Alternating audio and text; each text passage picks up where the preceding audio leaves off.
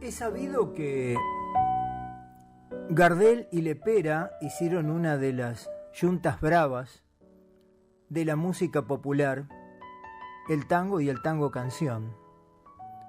El Gardel, el morocho del abasto, intuitivo, un hombre de la calle, del barrio, pero capaz de recitar de memoria los poemas de Almafuerte, de Evaristo Carriego, y batirse a duelo en cualquier esquina. Lepera, la contracara del morocho, Alfredo, era un hombre que había nacido en Brasil, padres italianos, que vinieron de muy jóvenes a la Argentina. Se cultivó en las letras.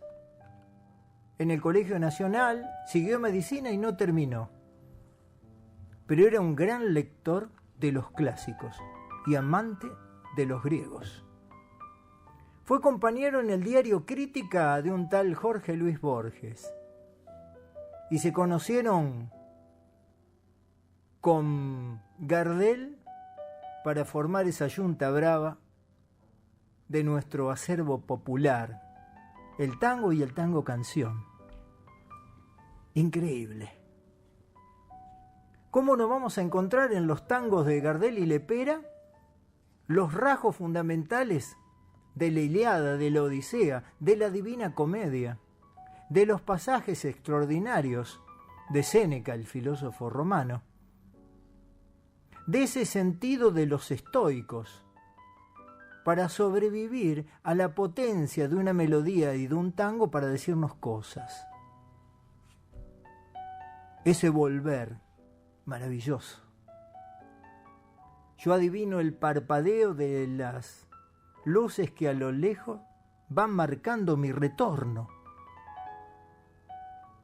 Las mismas que seguramente vio Ulises, el parpadeo de las antorchas en las torres de su palacio, pero cada vez que llegaba otra vicisitud, otro hecho lo tiraba para atrás. Ítaca no era un lugar como para Gardel y Lepera el volver, sino era simplemente el sentido de los actos que lo llevaron al regreso. Y sabían, en estos 20 años no es nada, que toda esa distancia del tiempo, en el caso de Gardel, que le pintaron de plata las sienes de nieve y de experiencia, lo hacían, a pesar de todo, extranjero en su propio lugar, como lo sabía Ulises en Ítaca. El propósito era firme, concreto, volver. No había otra razón de ser para el regreso. Por eso Lepera pone que tengo miedo del encuentro con el pasado.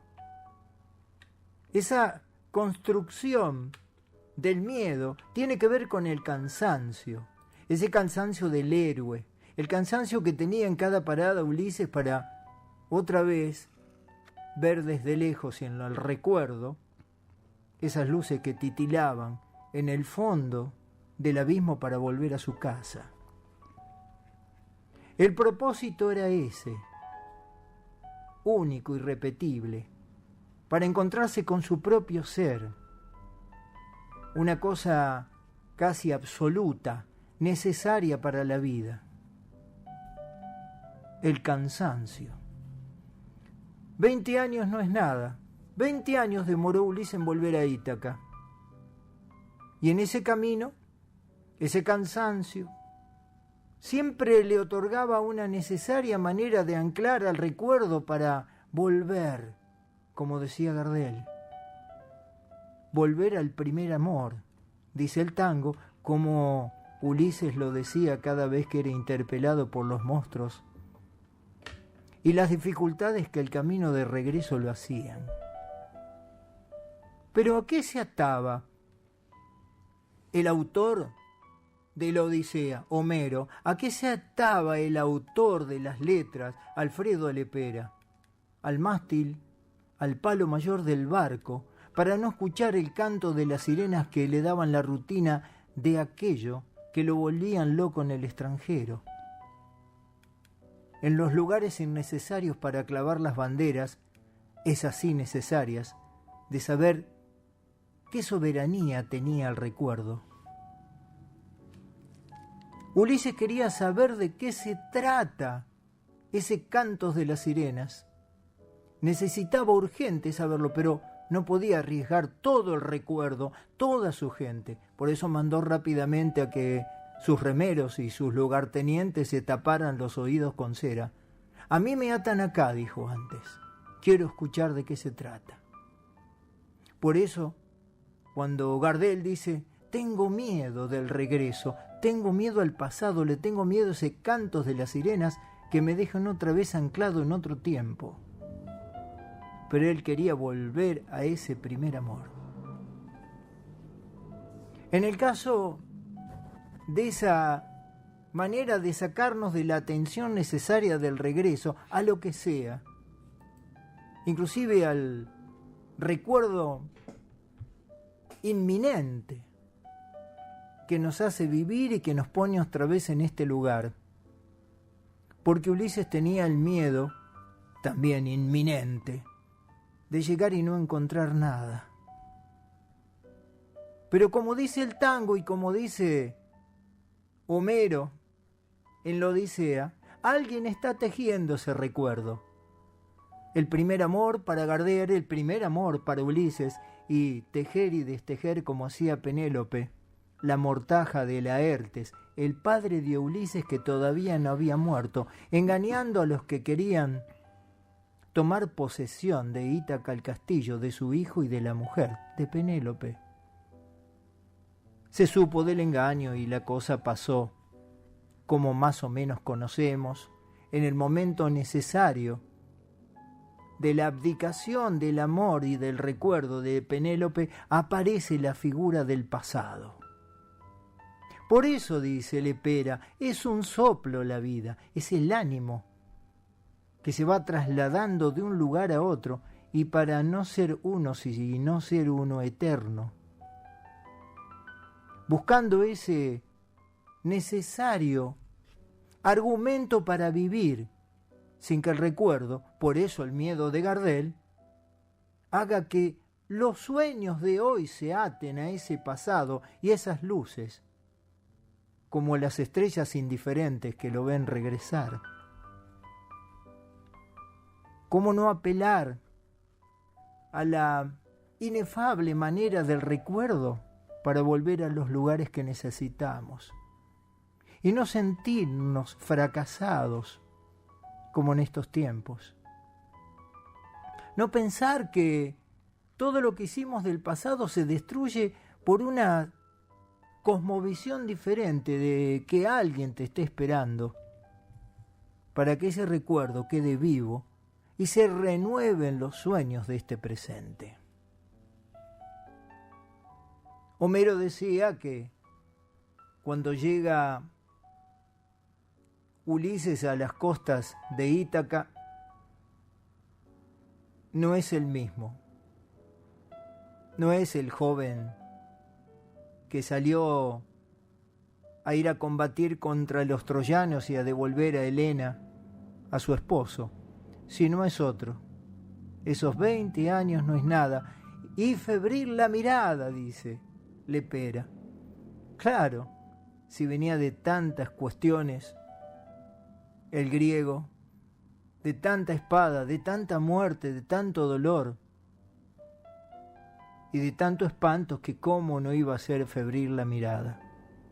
Inclusive, cuando él llega al puerto de Ítaca, una mujer se le acerca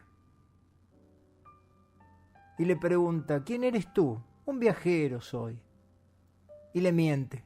Estaba tan acostumbrado a guardar esas cuestiones para ser intrépido y volver a salir si había alguna dificultad, que le miente a la propia Atenea, la protectora de él en todo el camino.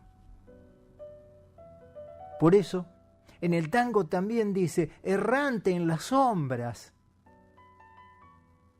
Me busco, me buscas, te nombra, me nombra. Me interrogo del recuerdo. Es errante en las sombras en el momento que alguna vez Ulises tuvo que ir al inframundo para preguntar cuál es el camino de regreso. Se lo pregunta usted, me lo pregunto yo. ¿Cuál es el lugar de regreso? ¿Cuál es nuestra Ítaca para poder sobrevivir a estos tiempos? Donde es un soplo de la vida, donde nada es más nada que nosotros y el ser. Y como dice el viejo Borges, ¿cuánto cuesta el ser mirar hacia el espejo? Y que ese reflejo diga la verdadera actitud de nuestros actos, de nuestras maneras de ser. El volver, con la frente marchita. ¿Cuántas veces queremos volver a esos lugares y el presente nos tironea, el pasado se hace duro y parece que el fluir de nuestro futuro está dado en ciertas condiciones que no hay espejo y no podemos ser lo que queremos ser? La que también buscaba su lugar, y la traemos como si fuera un bostezo aquí en el refugio, es Alfonsina Storni. Ella también quiso regresar de algo y fue a buscarlo al mar. Y regresó de otra manera. Hoy, por ejemplo, en la presencia de ella, en sus poemas, en su historia, como las canciones tango de Gardel y Lepera, como Homero Mansi, como el propio Homero, como los Espósitos, que van recurriendo a las letras para estar en tono de presencia, y que encontremos en el fondo aquellas luces que titilan y que sean nuestros buenos recuerdos y que nos sirvan como un lugar para tomar el agua fresca y bendita que necesitamos. Alfonsina Storni también nos cuenta a dónde quiere volver. Volver. ¿A dónde vuelven todas las criaturas? ¿No vuelve el agua al mar y al nido su paloma? ¿No vuelve siempre el hombre a su ternura cuando la vida toda lo desploma? Volver. ¿Cómo se vuelven las horas ya lejanas? Con los primeros sueños, con los primeros besos. Volver con la niñez entre las manos, a ver pasar la vida por los huesos. Volver. ¿No vuelve el árbol a buscar su tierra? ¿No vuelve el sol al cielo tras su diaria caída? Yo vuelvo al hogar mío después de tanta guerra, a recobrar el alma que dejé confundida. Volver. Y al retornar, qué dulce es el camino. Se siente entre los dedos la voz del olvidado. Se oye hablar a la madre. Se reconoce el vino que en la mesa esperaba por el hijo cansado. Volver. Es encontrar de nuevo lo que nunca se ha ido. La raíz que sostenía el antiguo fuego vivo. Volver es comprender que uno no se ha perdido, que estaba el corazón custodiando lo mío. Vienen desde el pasado remoto, viajeros peregrinos, conocedores de secretos que ponen en movimiento el mecanismo del universo. Vienen de todos los tiempos, de antiguos soles, de primitivas nacientes palabras, sonido antes del nombre.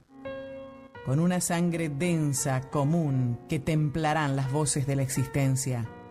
Un convocante canto tomará de rehén el espacio de nuestro refugio, que será otro, porque lo esencialmente humano resucitará en la alquimia de los encuentros. Hola, muy buenas noches. ¿Qué tal, Rodo? ¿Cómo estás? ¿Qué tal, Pepe? ¿Cómo estás? Muy Buenas bien. noches. Bien, bien. Noches. Acá andamos. Feo el tiempo, che. Sí, venimos Sí. de unos días inestables, grises, húmedos. Humedad. Nos van a Vamos. salir helechos en las orejas. Sí. seres de otro planeta. Él lo sabe, David Vincent los ha visto. ¿Te acordás, Pepe? Sí, Los invasores. No, los invasores. Los invasores. Nosotros... una serie de los años 60, tengo entendido. ¿60? Sí. Sí, Miércoles que estoy viejo. Yo lo vi mucho después. Ah, me parecía. Por internet. Yo me acuerdo que lo veía junto con La máquina del tiempo y El amor tiene cara de mujer, Pepe. Y eso sí, vos sabés que mi mamá veía El amor tiene cara de mujer. Sí. Nené Cascallar trabajaba. Claro. ¿Qué época esa, Pepe? Nené Cascallar era la libretista. Era la libretista, sí. Era la libretista. Y no sé si no trabajaba en esa novela. Eran muy jóvenes Telma Viral y Rodolfo Eván. Ajá. Mirá, estoy hablando, Pepe. Cualquier momento salgo a tomar un té con Moisés ahí en la cabaña. Saludamos a la gente, Pepe, que está con nosotros. Sí, los saludamos a Ernesto Corchogay, que está en controles, también al operador de nuestra planta transmisora. Entonces viajo, Pepe. De mi cama al patio.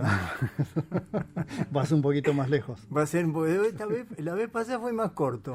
De mi cama al living, claro. Ahora voy de mi cama al patio. Al patio. Ahí me tomo unos mates, preparo unos matungos, ¿viste? Está bien, y a disfrutar. A disfrutar. Lo sé que no sé si te pasa a vos, seguramente a la gente, que por ahí te queda como, o tomando un café, mate, queda cuando estás solo, ¿no es cierto? Queda como suspendido en el espacio, mirando a la nada. Ajá. Y vos sabés que dicen que cuando quedás así, se puede recrear eso, digamos, con cierta aprendizaje de entrar en dejar la mente en blanco. Porque es factible, por ahí mira, viste uno un punto y se pierde y no está pensando nada. Y cuando te diste cuenta, volvés a ese instante de lo real, del mate en la mano, el olor a la yerba, etcétera, etcétera. Pero eso se puede hacer con cierta meditación trascendental. No es fácil, porque para llegar ahí, uno lo hace, digamos, en ese caso, naturalmente se te da. No hay con una técnica, pero existen técnicas para eso. Intentarlo es muy difícil porque hay primero que hacer una serie de ejercicios previos para llegar ahí, para llegar a la meditación trascendental. Contaban que Gandhi tenía esa capacidad de llegar a la meditación trascendental y volver cuando quería. Y eso le daba la posibilidad, eso contado por Gandhi, le daba la posibilidad de ese vacío, un vacío predeterminado por él, obviamente nadie le creaba el vacío, que es otra cosa también. El tipo podía en ese plano del vacío, poder crear cosas nuevas y poder hacer y sostener el liderazgo que él sostenía.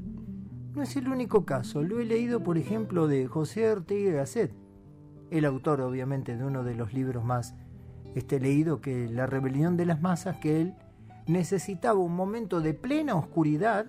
Caminaba, iba y venía por un pasillo, plena oscuridad, se sentaba en su escritorio, se relajaba, hacía una respiración, y una vez que esa oscuridad la interrumpía prendiendo la lámpara, y él se ponía a escribir, y escribía un montón de cosas, con cierta cuestión.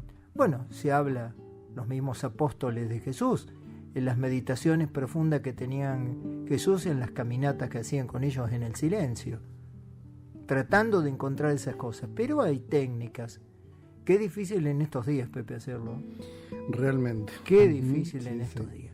¿Se puede comunicar la gente con nosotros, Pepe? Sí, por supuesto, como siempre, en nuestro WhatsApp, el 13-412-436-6432, ya recibimos el primer mensaje. Un artista es la piel sensible de la sociedad y en ese rol comunitario traduce en forma de cultura lo que muchos no pueden ver o decir, simplemente por estar tapados de vorágine. El arte es crónica, refugio y reflexión de realidades marginadas o silenciadas. El viernes se fue uno de esos al cual se lo escucha o lee cuando vas corriendo a la deriva o cuando intentás entender al poder, cuando querés festejar o cuando estás bajón a la hora de transmitir emociones. Se fue un polifuncional, un jugador de toda la cancha. El arte no se discute en absoluto, el arte se critica solo con más arte. Y el arte tiene el potencial sutil de crear conciencia. Su metáfora supo articular el tiempo de plumaje blanco que se avecinaba luego de la noche oscura. Fue un disparador sensorial de mi generación y de otras tantas. Para entender la farsa actual se necesita pensar. Él nos invitó a pensar con sus letras. Su legado es ese, y es también el legado de la tribu de la calle. Y es esa tribu de la calle la que ahora lo reclama y proclama. El lujo de este tiempo es haber coincidido y festejar con el arte de varios que ya no están. Maradona, Cerati, Moura, Miguel Abuelo, Luca, Sokol, Iorio, Spinetta, Papo y todos los que se me escapen también. Ponelos ahí, nos dice. Poder agradecerlo disfrutando lo mejor de cada uno quizás sea una forma de festejarlos eternamente, bofeteando la vulgaridad. Y si el arte descrito es la música, donde hay música hay comunidad, donde hay comunidad hay familia, donde hay familia hay amor, donde hay amor hay vida, donde hay vida hay esperanza. Me quedo ahí, aunque alguna que otra noche de cristal se haga añicos. Al fin y al cabo, vivir solo cuesta vida. Saludos al refugio, cordialmente, Cristian. Gracias, Cristian. Me imagino te referís al Indio Solari. Sí, realmente un caso de singularidad es él. Yo lo que siempre admiro, en todo caso, sería en el caso de este artista específicamente, que ha sido un hombre de autogestión. Y los que trabajamos en autogestión se hace muy difícil a veces poder superarlo. Tiene que venir en el caso del Indio Solari, con mucho talento, con una serie de acontecimientos que lo rodean. Y también vamos a convenir que todos los movimientos, en este caso los movimientos de rock, como el jazz también en Estados Unidos, el blues, han salido y son emergentes de una realidad a la cual se necesita moderarla desde los lugares donde la opresión de ciertos lugares se hace muy sañosa con la gente, se ensaña con la gente. Fíjate cuánto tiempo tardó para que Hollywood aceptara actores negros. ¿Cuánto tiempo tardó la academia para otorgar un Oscar a un actor negro, por ejemplo? O acordarnos de la Parker. Por eso los momentos también impulsan a muchos de los líderes en el arte y en tantas otras cosas que se producen como hechos que no son neutrales en las sociedades. Y hay que rescatarlos, eso está muy bien. Fíjate que con respecto a esto de pensar cómo se van elaborando las pequeñas revoluciones del arte, imagínate que cuando Picasso con su cubismo mostró sus primeras pinturas, dice, ¿quién dibuja esto? Mirá en el caso de toda esa cosmovisión heredada del dadaísmo, a todas sus pinturas, heredada de tantos otros artistas que fueron combatidos en un principio. No nos vayamos muy lejos. Mirá Astor Piazzolla. Astor Piazzolla hoy creo que debe ser, dentro de la cosmovisión de la música renovadora de lo que es la música del tango y todo eso, maravilloso. ¿Cuántos se tuvieron que ir porque acá no fueron protegidos en el arte? Y suele suceder que existen ciertas cuestiones de la singularidad. Y eso no está mal. Y yo creo que por ahí los ídolos no se discuten en cuanto derramen una proporción maravillosa del arte sobre nosotros. Alguna vez el loco Salvador Dalí contó que él nunca se hizo rico por sus cuadros. Sus cuadros valen, como suele suceder, más caros después de muertos. Esa maravillosa obras que ha hecho Dalí fue terrible. Pero ¿sabe con qué se hizo? Y vos decís, mira qué cosa extraña, en un artista de la hostia también, como Dalí, se hizo multimillonario por inventar los papelitos esos de celofán, con globitos, con cositas, que patentó y lo vendió a cientos de millones de caramelos que salieron en el mundo. La patente, obviamente, y el diseño. Eso fue el gran dinero que tuvo Salvador Dalí. Vos decís, la tensión entre el arte, lo que vendía, lo que no vendía, y lo salva una cuestión tan comercial como dibujar un papelito, sin saber que era Salvador Dalí, y lo hizo como una cuestión paralela al arte. Cosas extrañas que tiene este mundo. Voy a decirlo en verso, que es más noble y mejor. Como a bordo, en la hora la ley de la amistad. Un corazón se ofrece en la copa de honor, por la belleza, por la gloria y por la libertad. Santiago Ganduglia.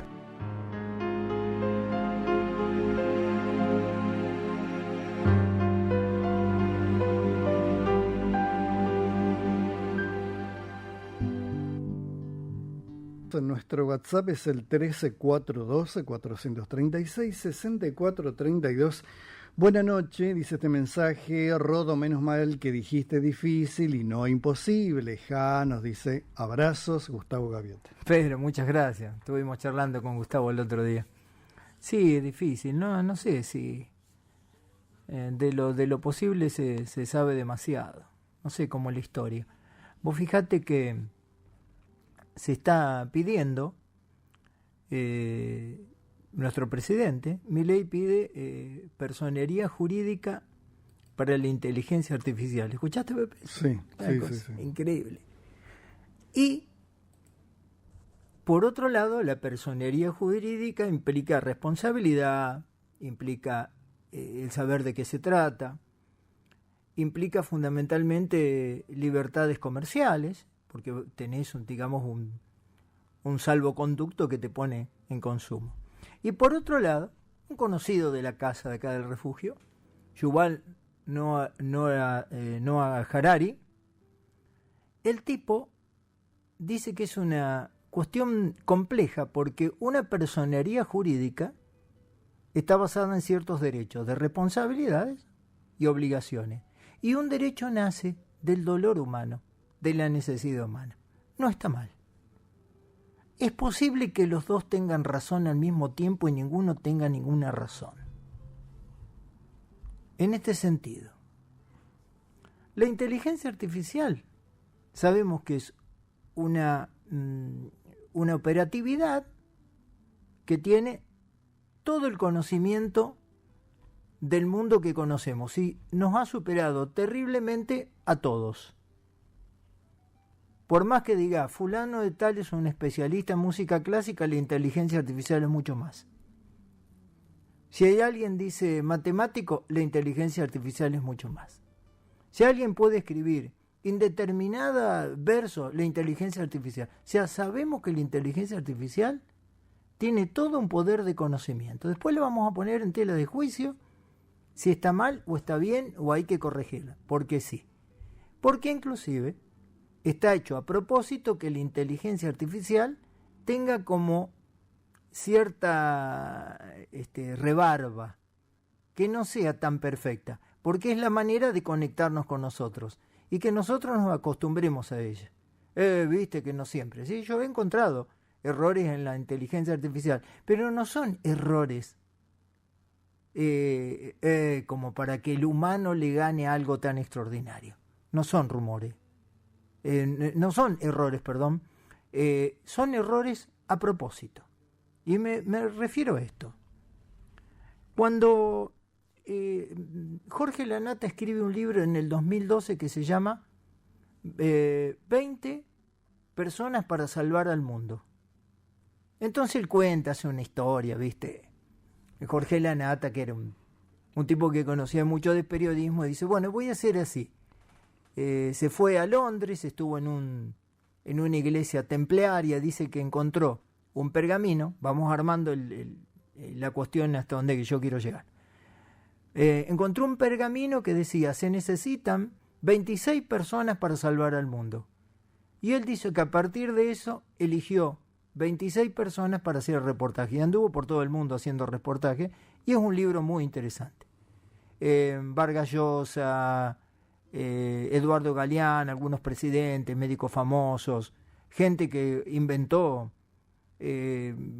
cuestiones que tienen que ver con la inteligencia artificial en un principio. Y dentro de los tipos que él lo entrevista haciendo un Bauman. A este loco lindo que escribe La Sociedad Líquida, que es un paso a habilitar a un montón de otros escritores contemporáneos a determinar qué está sucediendo con nuestra sociedad. Entonces le hace la pregunta, dígame, señor Bauman, ¿cómo usted cambiaría el mundo? ¿Cómo lo salvaría? Y le tira la primera pregunta a la que yo me refiero, con respecto a la inteligencia artificial, la pelea entre Harari y Milei, o la pelea entre todos, tal vez, de pensar que es la inteligencia artificial. Le dice, para mí la pregunta pertinente no es ¿cómo vamos a salvar el mundo? Y acá está lo interesante. Le dice, ¿quiénes lo van a salvar? ¿De qué lado van a estar los que van a salvar al mundo? ¿De este o de este? ¿De acá o de allá? ¿Cuáles van a ser la expectativa? Porque si nosotros vamos a hablar de salvar al mundo, ¿quién nos va a decir? Una buena educación, educación para todos. Si vamos a salvar al mundo, ¿quién nos va a decir? Y necesitamos paz. Pero ¿cuál va a ser la manera y los quiénes o quién va a otorgar la posibilidad de habitar esa paz, esa educación, esa salud para todos? No hablar de todos los otros contenidos que tengan que ver con las personas con alta vulnerabilidad. Entonces, si no sabemos quiénes o quién va a tomar el cetro de querer salvar al mundo, es imposible. La pregunta cayó ahí como un bostezo. Por otro lado, vamos a la segunda parte. Para llegar a lo que es inteligencia artificial, hacerlo jurídicamente, e inteligencia artificial, que tengamos cuidado, que nos va a carcomer la médula espinal. Entonces, la segunda parte, en 1797, Goethe, el alemán, escribe un poema maravilloso. Se llama El aprendiz de brujo.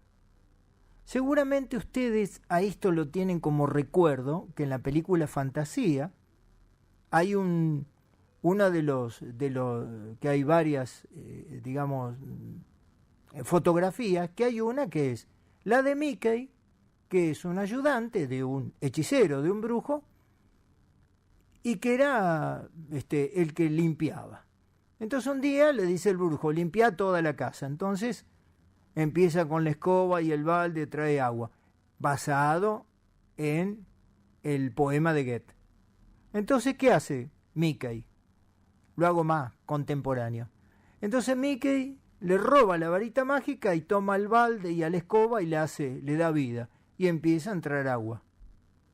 Y trae agua y limpia. Ella se pone y le agarró la mano, pero se le descontroló de alguna manera que no pudo más, inundó todo el lugar. Todo el lugar inundó. Terrible. Hasta llegar un momento que no pudo apagar esa fuerza que él no sabía manejar. ¿Y quién vino? El brujo. Se le presenta y le dice no. Le saca la varita mágica, como en el poema de Goethe, y lo frena. ¡ay, corre las aguas, y le da una reprimenda al aprendiz de hechicero.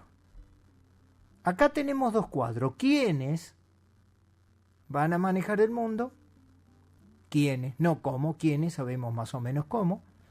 Que tenemos y hemos desatado fuerzas que no podemos controlar, entre comillas, porque el brujo le controlaba la fuerza que el aprendiz no pudo, que el ignorante de la magia no pudo.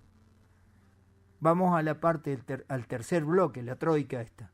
Bauman, Goethe, Roger Moniquirle, discípulo de Sigmund Freud, fue uno de los que estuvo presente en los discursos de Hitler.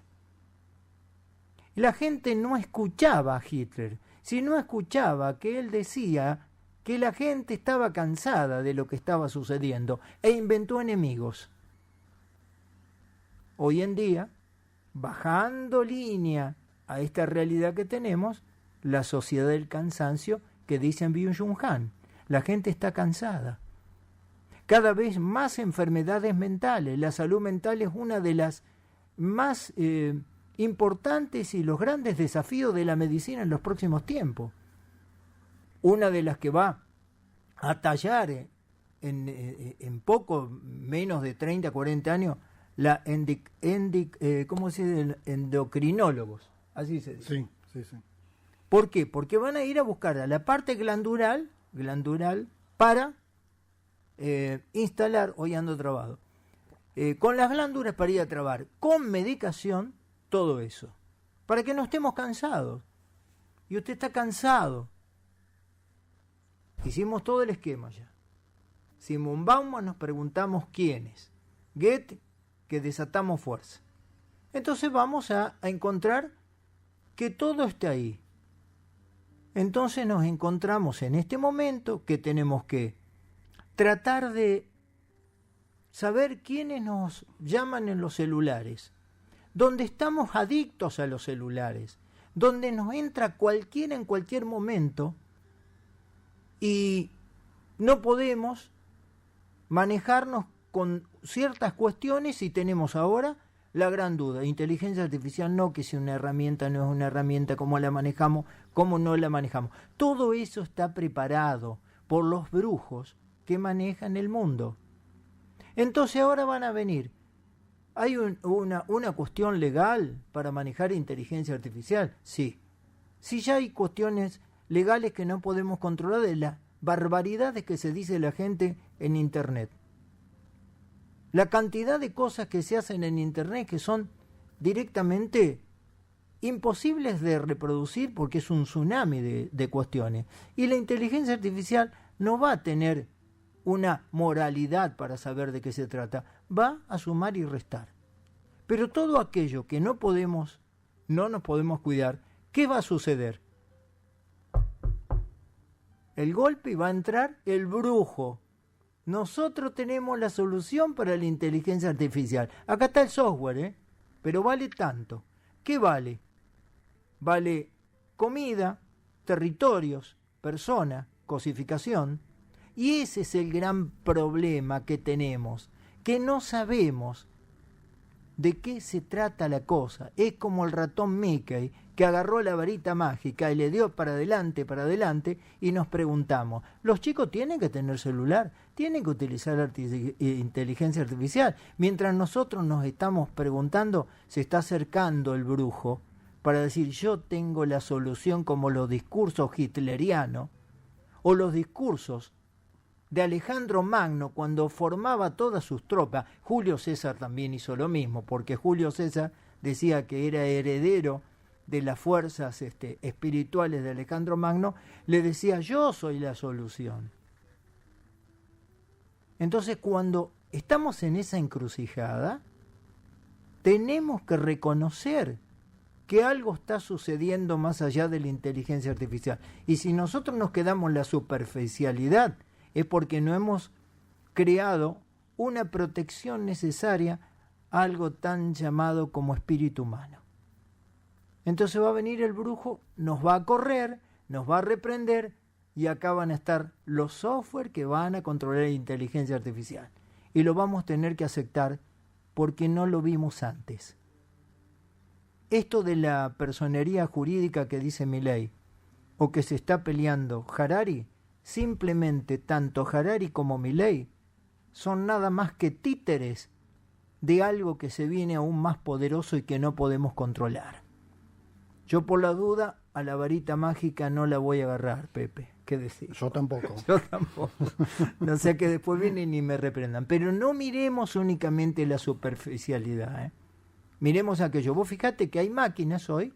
Vos vas a una carpintería y pasás una madera en la sierra. Si toca tu dedo, automáticamente la sierra se corta. Tenemos bisturí de altísimo nivel que cuando van cortando una vena, tocan alguna cosa que no es vena y automáticamente se frena.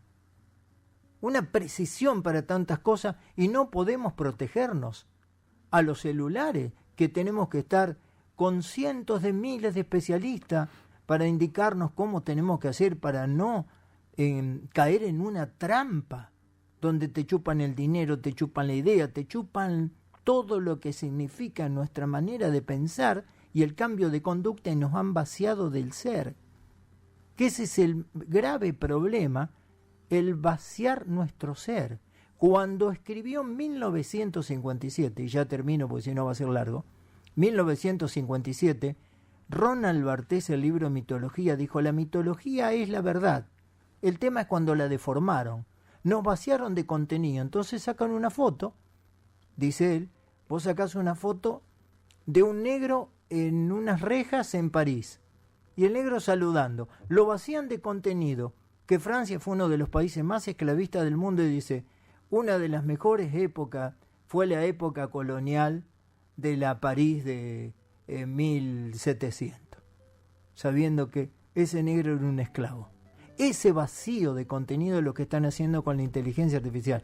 Entonces hay una peleita, déjalo que se peleen, pero por detrás viene el gran monstruo y se aproxima y lo dejamos entrar, entró en nuestra casa, vamos al baño con el celular, estamos comiendo con el celular, estamos haciendo el amor con el celular, permanentemente, ahí se metió. Y nosotros vamos a discutir a esta altura del partido esta significación.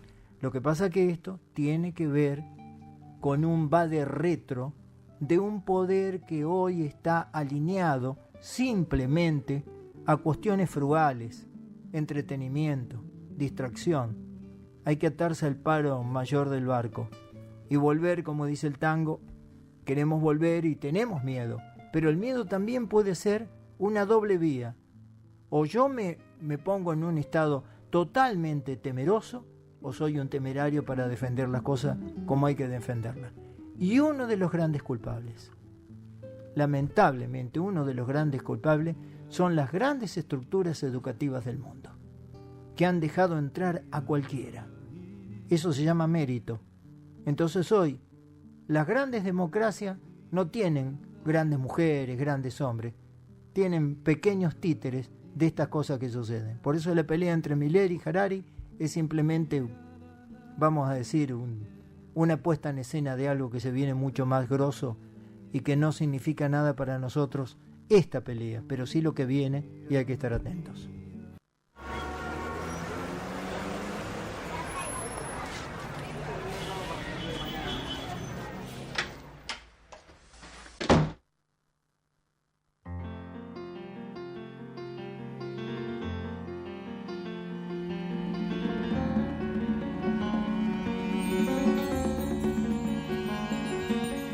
Los caminantes encontraron el lugar, cada cual con sus quimeras. Desmontaron sus utopías, sus memorias, sus baldías ambiciones, y desplomaron sus dogmas.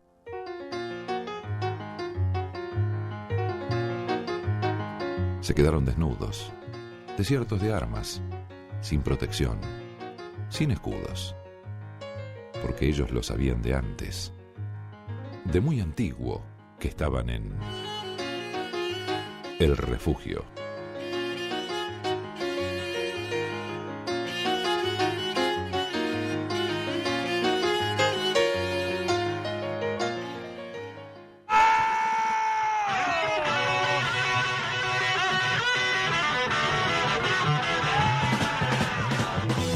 Dorada y solar viaja a través del tiempo.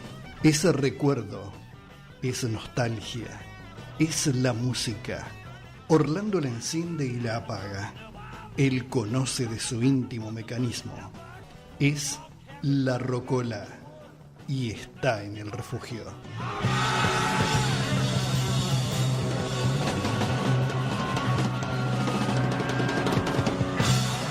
Y hoy Orlando nos dice que vuelve a visitarnos Johnny Red Keys Callahan.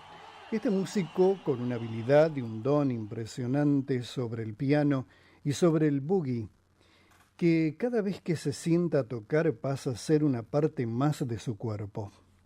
El tema que vamos a disfrutar es una verdadera obra de arte. No solo compuso el tema sobre el boogie googie, también le agregó la melodía del swing, los vientos traídos del corazón del Mississippi, arrancados directamente del Dixieland, una batería arrancada del rock and roll y una voz con mucha potencia y sentimiento proveniente del blues. Muy pocas veces ocurre esto, pero el resultado es maravilloso. Johnny Red Keys Callahan, Keys to the Midnight Club.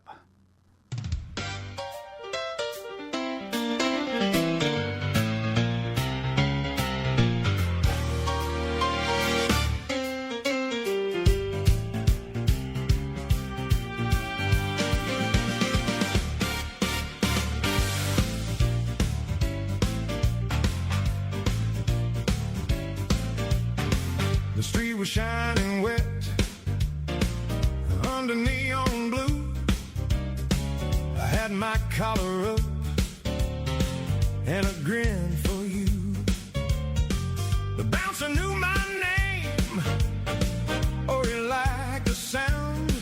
When the piano started up, he let us in the crowd. We moved like we belonged, even if we didn't. I got the keys to the midnight club, and the whole room opens when I play. I've got the keys to the midnight club. Every locked up heart gets out my way when the bass line walks and the horns cut through.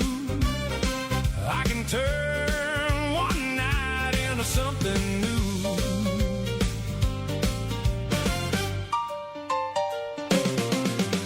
The glasses caught the light like a row of stars. You were laughing close at the edge of the bar. I saw trouble in the corner, but it looked so fine. With a little bit of rhythm, we could cross that line. The band leaned in hard, and the floor came alive. I've got the keys to the midnight club, and the whole room opens when I play. I've got the keys to the midnight club. Every locked up heart gets out my way when the drums keep time and the crowd leans in. I can make the night start over again.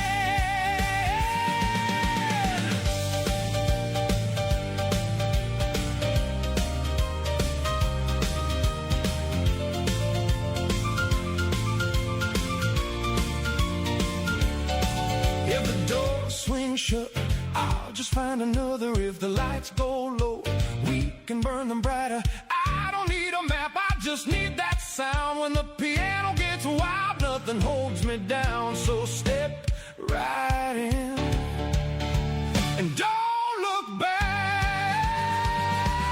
I got the keys to the midnight club, and the whole room opens when I play. I've got the keys to the midnight club. Every locked up heart gets out my way. Let the ceiling shake, let the good times ride. Let the good times ride. We can own this night. We can own this night.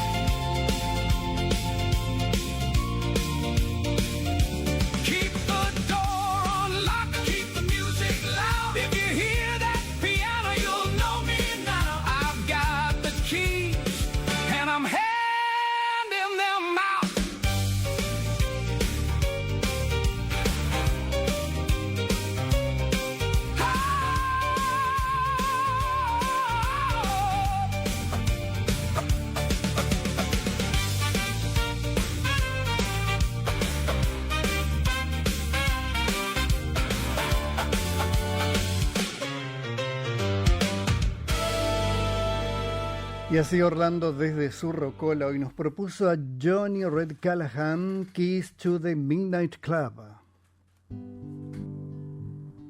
¿Tenemos algún dato que googleamos sobre el amor tiene cara de mujer? Que hablábamos al comienzo del programa. Sí, fíjate, Pepe. Sí, bueno, no nos acordábamos de las protagonistas.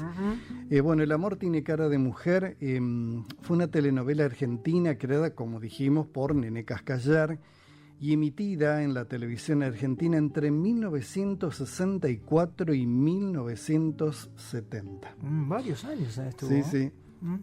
Las 4 protagonistas originales fueron Bárbara Mujica, Iris Lainez, Delfi de Ortega y Angélica López Gamio. Mira. Bueno, después se incorporaron Claudia Lapacó, Telma Viral, Silvina Rada y por supuesto que pasaron varios actores y actrices que luego, bueno, se convirtieron en figuras. Sí, claro que sí. Por ejemplo, dentro de los actores podemos mencionar a Arnaldo André, Jorge Barreiro, Rodolfo Bebán, ¿quién más? Federico Lupi, Rodolfo Rani, Sergio Renán, Eduardo Rudi, Norberto Suárez, Fabio Serpa, José María Vilches, entre otros. Norberto Suárez, el que hacía Papá Corazón. Claro, sí, sí.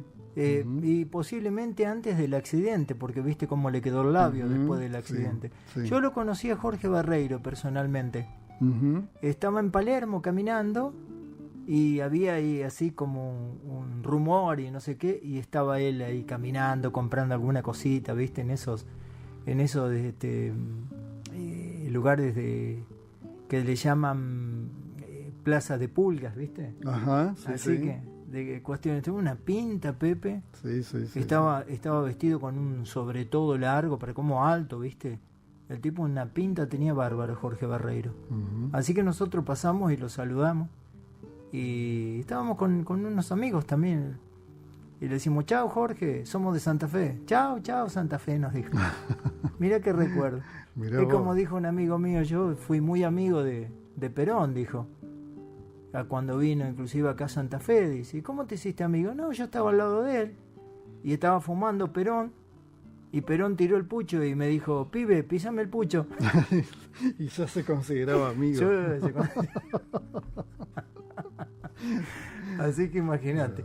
Bueno, todas estas novelas, vos fijate cómo es el tema del machismo que se generaba, que se hablaba de que aplacaba la histeria de las mujeres. Es una cosa de locos. Y eso dio, digamos, cuestiones que estaban vinculadas con esto de ¿qué es una mujer histérica? Entonces había toda una vinculación proyectada a través inclusive de las propias universidades. En la Universidad Renato Descartes, en París, hay un cuadro de Pierre Bruget, que es grandote, un cuadro grande, que hay un médico con una mujer arqueada, como así, con el rostro desencajado, alguien que la sostiene.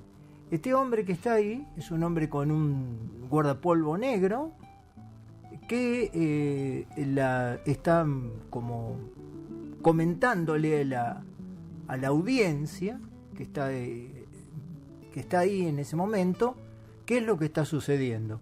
El cuadro se llama Lección de Clínica de Bruget, y el tipo que está en el centro del cuadro con esta mujer, que ella es Whitman, una enfermera de 27 años que tenía episodios mentales, y él era Charcot, que fue el que dice que impulsó a Sigmund Freud, estamos hablando de 1880 y pico por ahí, impulsó a Sigmund Freud a decir que no únicamente con medicamentos se podía calmar la histeria de las mujeres, sino había algo más.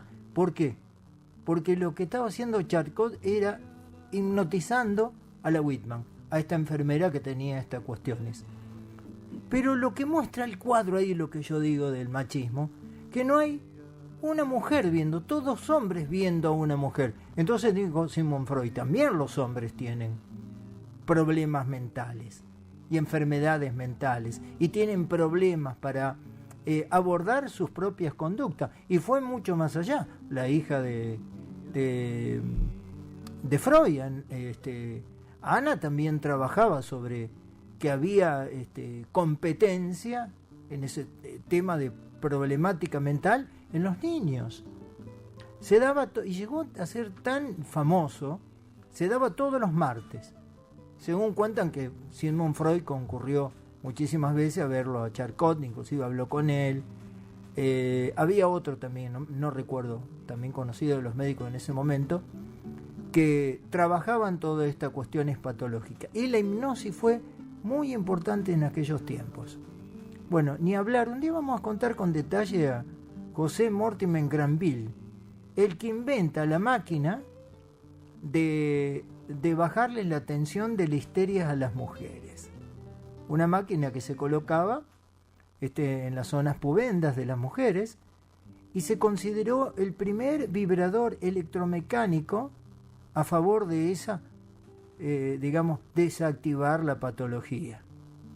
Y estaba dado por esa cuestión de decir, bueno, ¿cómo le bajamos? Y con un vibrador. Y pasaba de una hora manual, que se hacía a veces manualmente, a 10 minutos, creo, para poder sacarle el tema. Pero lo más terrible de esto es que en aquellos tiempos, de mitad del siglo XIX en adelante, fue uno de los, vamos a ponerlo entre comillas, electrodomésticos más vendidos, Pepe.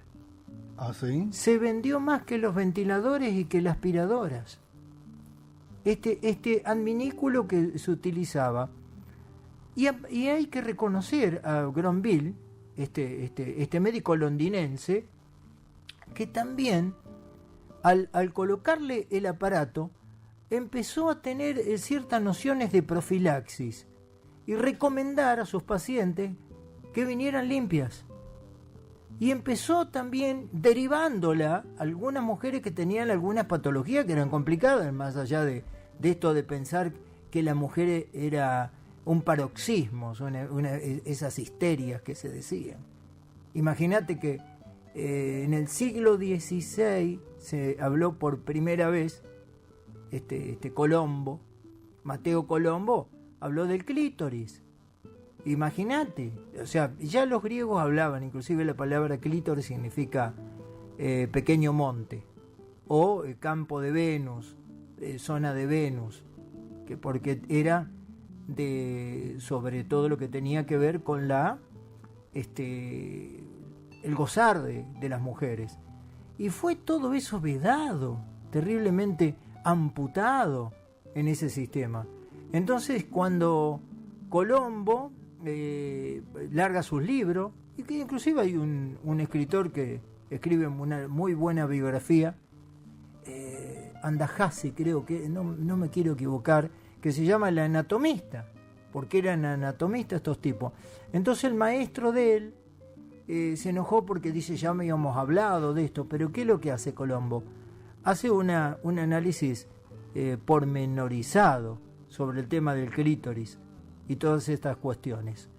Por eso cuando vemos la historia de la evolución de un montón de cosas, fundamentalmente en la ciencia, podemos decir que tenemos que agradecer cierta parte de la ciencia y desmontar los viejos mitos para determinar que cuántos de cientos de miles de mujeres en la historia no han tenido la posibilidad de decir, yo soy esto, soy este cuerpo, esta mente, lo que deseo, totalmente vedadas a cuestiones, y encima esa mirada machista en el caso de la Universidad de Clínicas en París, donde estaba todos estos médicos que se las sabían todas, pero no se sabían que como diría las mujeres también son personas. Mientras Aristóteles y Santo Tomás de Aquino se leían todas las premisas aristotélicas tomistas, sabiendo que los dos decían que una mujer es un hombre incompleto o un error de la naturaleza. De ahí venimos, Por eso nos cuesta tanto desmontar los mitos de todos los femicidios que existen, de tantas otras cosas. No venimos de una generación espontánea. Hay alguien que elaboró estructura, método educativo. Por suerte siempre hay alguien que salió de esos cánones y fue a preparar otras instrucciones y que nosotros estamos hoy gozando al respecto. Seguimos, Pepe. Grandes voces de la música internacional. Hoy, Alfredo Zitarrosa, quien nació en Montevideo el 10 de marzo de 1936, fue un cantautor, poeta, periodista y escritor uruguayo, considerado una de las figuras más destacadas de la música popular de América Latina en el siglo XX. Comenzó su carrera profesional en el periodismo y en la radio, desempeñándose como locutor, recitador de poesía y guionista, antes de lanzarse plenamente a la música a mediados de la década de 1960. Su obra, profundamente enraizada en la tradición folclórica del Río de la Plata, especialmente en el género de la milonga, aunque incursionó también en el candombe y la samba, entre otros, se caracterizó por una estética sobria y un lirismo de fuerte contenido social, político y existencial.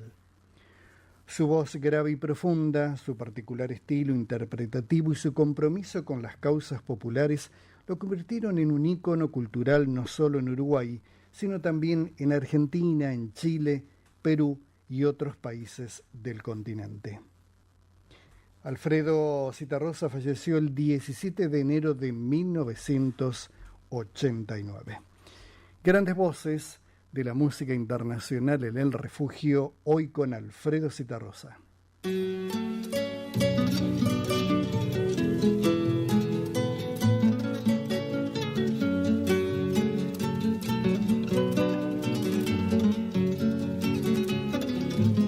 Estefaní, no hay dolor más atroz que ser feliz. Decías anoche, oh dime por favor, bésame aquí. Estefaní, sé que tu corazón fala de mí y eso es dolor, Estefaní.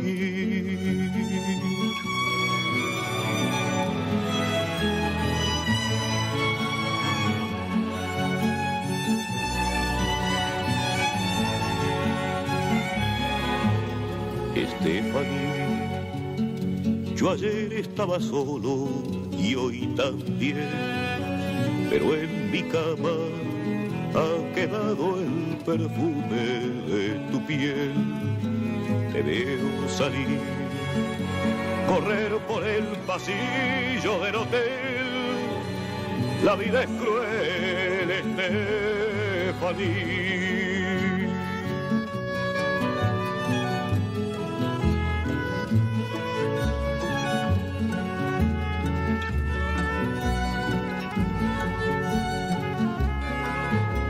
Estefaní, hay una sombra oscura tras de ti, de tu ternura. Recuerdo la mirada azul turquí, los pies calientes, tus palabras de amor en portugués, pero no a ti, Estefaní.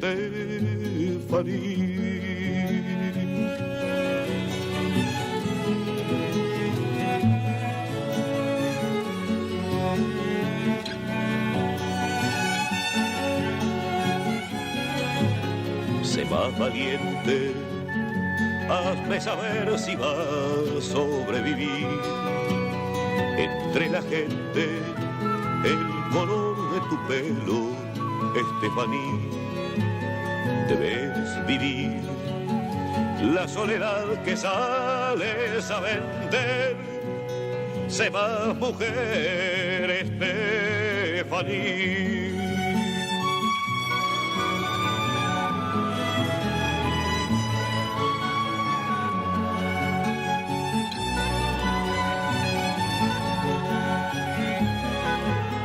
Estefaní, yo tampoco te quiero, mas tu amor por el dinero ha olvidado al obrero y al señor.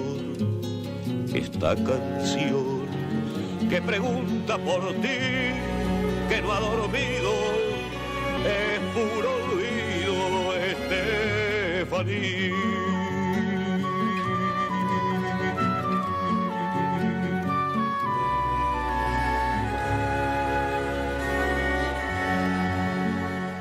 Grandes voces de la música internacional en el refugio. Hoy el uruguayo Alfredo Citarrosa, Stefani.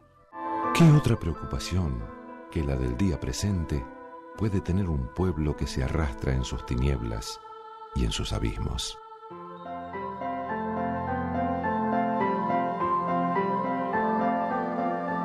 Jaime Nachman Bialik.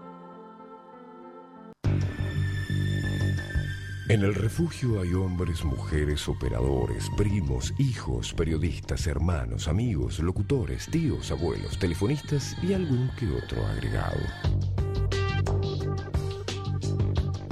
Alguna vez este programa se hará con seres humanos.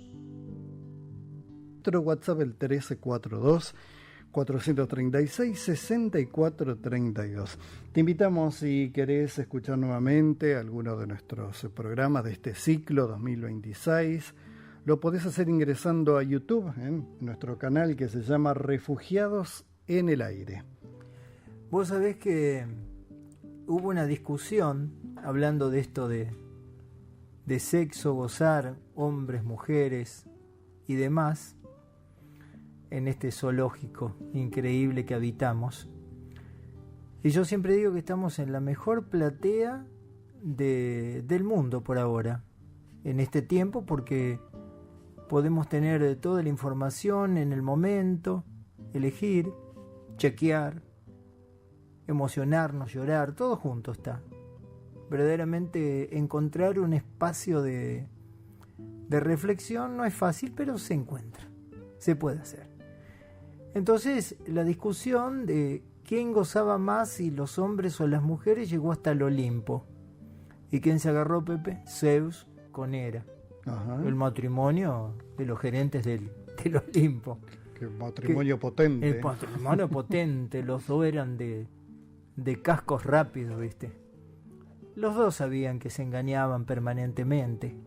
Bueno, Zeus ni hablar, Zeus se transformaba en lo que sea con tal de conquistar. Pero no era conquista, era sometimiento. Zeus tenía sometimiento hacia las personas que él quería poseer. Porque si uno se transforma, él directamente se transformaba en otra cosa y ahí podía llegar a conquistar. Hasta llegó a transformarse en el marido de una mujer que él deseaba mientras el marido no estaba. Claro, qué fácil, así cualquiera. El tema es que uno tenga la conquista a través de las propias armas, inclusive hasta las limitaciones de las armas que uno tiene para ejercer esa conquista. Bueno, pero la discusión se daba entre Zeus, estaban tomando un vermucito. Zeus se puso nervioso porque la mujer lo interpelaba, dice: yo digo que la mujer goza más que el hombre. No, dice, el hombre goza más que la mujer. Mientras quería pinchar una aceituna y le erraba a Zeus. Estaba nervioso. ¿Qué poder hacer? Porque era palabra contra la palabra. Entonces dice: ¿por qué no lo convocamos a Tiresias? En la mitología griega yo siempre digo que Tiresias está en todos lados, inclusive hasta en alguna de las tragedias escritas por los griegos. En Edipo Rey, Tiresias es, en definitiva, quien le cuenta a Edipo su relación con su propia madre, y que tuvo hijos con su propia madre, y era ciego, y tenía el don de la adivinación. ¿Cómo llega a la ceguera? Porque un día, caminando por el Parque Sur, estaba Atenea bañándose y Tiresias la vio desnuda, y el poder no se lo puede ver desnudo y lo deja ciego. Entonces, se entera la madre de Tiresias, que era Cariclo, Y Cariclo era justamente una de las nodrizas de las acompañantes de Atenea. Y va y le dice, mirá, me lo dejaste a mi hijo ciego, pero él no fue a espiarte, él pasaba por ahí. Entonces dice, bueno, mirá, no puedo retroceder el castigo. ¿Y qué hace? Le da el poder de la adivinación. Y pasa a ser uno de los grandes adivinos de la mitología griega. Está en todos lados el tipo. O sea que no solamente el tipo parecía que era divino, era ciego, sino también parecía que era inmortal, casi. Pero también tuvo un castigo en algún momento por haberse metido en ciertos bosques sagrados y lo convierten en mujer. O sea que pasó definitivamente a ser una mujer, de hombre a mujer. Inclusive tiene hijos y tiene su pareja, y acá hay mucha significación en esto, hay mucha significación. Así que bueno, vamos a traerlo a Tiresias, dice, era la mujer de Zeus. Que él nos cuente si él fue hombre y mujer. Pero acá está la pregunta. ¿Desde qué lugar iba a contestar Tiresias? ¿Siendo hombre o siendo mujer? Porque si él iba a contestar, había que determinar en ese momento, cuando se le hacía la pregunta, si él era hombre o mujer. Salvo, y acá está, digamos, la encrucijada del mito, que es muy interesante esto, que tiene que ver con la definición de nuestros deseos y qué queremos ser. Y acá se representa en esta mitología muy bien. Entonces viene él como hombre y le preguntan, y él dice, porque tenía el recuerdo, porque si no tenés el recuerdo, sos hombre, o vas a ir a ese otro lugar, es muy difícil contestar desde ese lugar. Y él le dice, en este caso con mucha bronca lo tomó Zeus, que él tuvo mejor sentido del goce siendo mujer. Imagínate, pegó el grito en el cielo.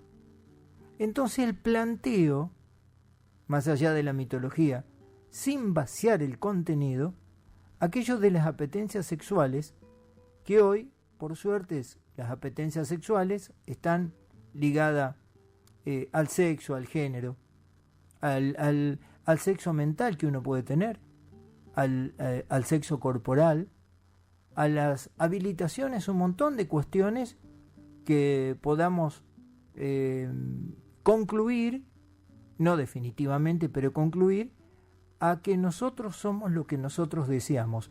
Y muchas veces la sociedad ha interrumpido, como suele suceder cuando existen las coyundas, de ciertos modos, la familia, los mandatos familiares. En el caso de cuestiones de eso no se debe hacer, de esto no se hace, que estas cosas, digamos, tomen fortalecimiento en nosotros como seres, o tomen de alguna manera una idea definitiva qué es lo que queremos ser. Yo alguna vez lo dije hace muchos años que no iba a existir más toda esta discusión. Inclusive vamos camino, definitivamente, que esto hay que entenderlo, pero ya como para desmontar viejos mitos, que todos podemos tener relaciones sexuales con quien querramos. Y nadie se va a quejar.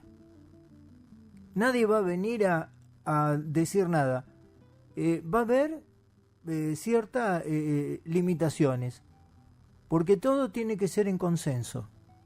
Y fíjense que ya hubo una avanzada en la década del 70, que esto es complicado también, porque hay que tener cuidado con esto, porque esto es lo que se viene. Eutanasia, la eugénesis, nos vamos a eliminar con un... ¿Cómo se llama, Pepe, cuando uno saca en la obra social un bono? Sí. Un bono. Bono, una orden. Una orden. Vamos a sacar una orden en la obra social y va a ir al médico, te va a autorizar para que yo me quiera eliminar. Es lo que se viene en la humanidad, ¿eh? Ya lo están haciendo sin el marco legal, pero vamos camino al marco legal, la eutanasia. Con el sexo va a pasar lo mismo. En Holanda en 1970 ya se creó un partido que en algún momento, hace pocos años, que esto es lo complicado, que ellos autorizaban, y si fueran gobierno lo iban a hacer, en que se podían tener relaciones sexuales con menores de edad, con niños y niñas menores de edad. Esto es lo que se viene, ¿eh? Hay que abrir el paraguas, ¿eh? Como pasó alguna vez de sellar definitivamente el tema de las cuestiones de la castidad y todas esas cosas que vino regladas de muchos elementos vitales que conforman a nuestra vida y lo que somos como expansión espiritual, han sido vedadas. Pero lo que viene, hay que tener mucho cuidado, porque esto es lo que ya lo tenemos acá, ¿eh? Fíjense en el tema de eliminarnos cuando querramos. Por eso vamos a ir con una orden, te va a autorizar el médico, va a irse a cualquier dispensario y dice, bueno, no quiero vivir más, listo, se acabó. Porque esas decisiones, ultra decisiones, son las que están haciendo hoy. Por ejemplo, que ya más del 50 y pico % de los matrimonios que tienen un hijo no quieren tener un segundo hijo. Y hay un montón ya de matrimonios o parejas que no quieren tener hijos. Nosotros ya lo estamos viendo. En poco tiempo, las salitas donde hay jardines de infancia no van a existir más. Ya hay lugares donde se están cerrando los lugares pediátricos, las nurseries y tantas otras cosas. Esto es lo que viene. ¿Será para mejor, para peor, la evolución de la etnia humana? No lo sé. Pero acá hay una realidad que se nos presentó frente adelante y para definir nuevamente una historia de qué es lo que es humano. Y me parece que van a gastar muchos libros. Pepe.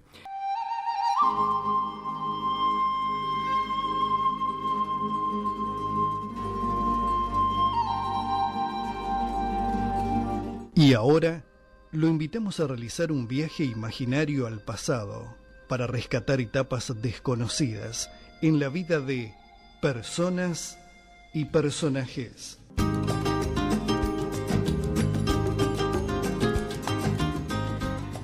Y hoy vamos a compartir un artículo, una investigación del periodista Gonzalo Zettner, realizada en el diario de nuestra ciudad, sobre la fiebre del oro en Santa Fe. Un posteo en redes sociales, una noticia con más de un siglo de antigüedad y 1000 preguntas. Una mina de platina en Santa Fe.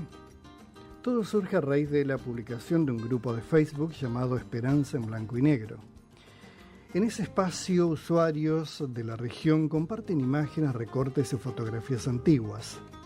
Fue así que Rubén Donet posteó un recorte de un antiguo periódico regional datado en mayo del año 1863. El archivo hacía mención a una expedición en aguas del río Salado al noroeste de la capital santafesina, con dirección a Esperanza. Y lo interesante surge cuando se menciona un hallazgo en tierras ubicadas en cercanías del cruce con el arroyo Cululú. En concreto, el antiguo recorte del diario aseguraba: un individuo de la colonia Esperanza acaba de descubrir una mina de platina en la costa del Salado en un punto denominado el Cululú, terreno que hace poco tiempo vendieron los herederos del finado general don Estanislao López. Según los experimentos que persona competente ha hecho en el rosario de los metales de dicha mina, resultan ser de una excelente platina, agregaba el artículo. Y seguía: el descubridor de la mina ha hecho sociedad para la exploración de ella con un negociante de la colonia y éste ha presentado al gobierno pidiendo la propiedad para principiar la explotación. Se agrega que otro colono más posee el secreto de otra mina que existe en un punto más inmediato de la colonia en la costa también del Salado.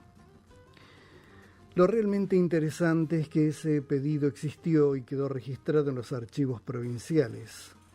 De ello dio cuenta Rubén Sattler, otro de los usuarios del grupo de Facebook que gentilmente compartió su búsqueda. Ese mismo año, en 1863, quedó registrado en el gobierno provincial el pedido expreso para tener la propiedad de lo que se anunció como una mina de platino.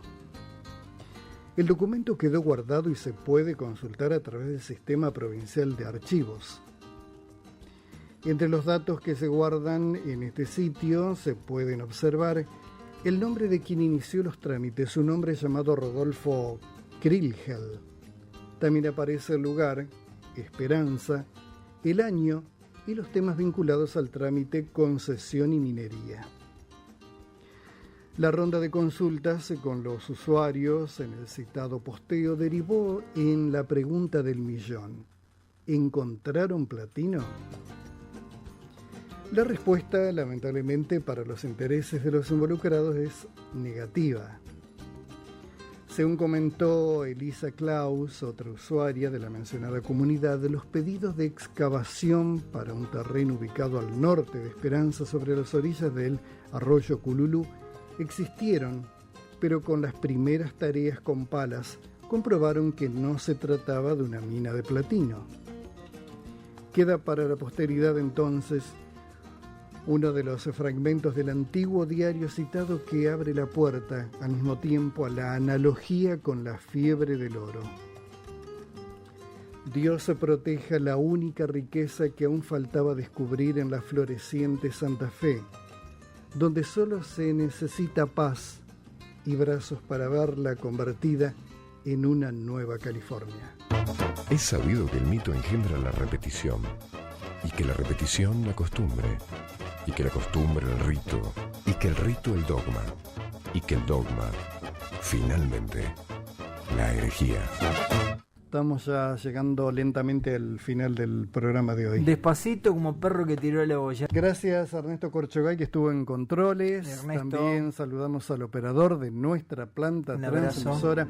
Rodo, nos vamos a despedir con música. Vamos a escuchar a Juan Carlos Baglietto con el tema Me Asomo, y nosotros, Dios mediante, nos estamos reencontrando el próximo martes. ¿Cómo no? Va a ser un gusto. Hasta entonces, muy buenas noches. Estamos en el refugio por LT10 AM 1020.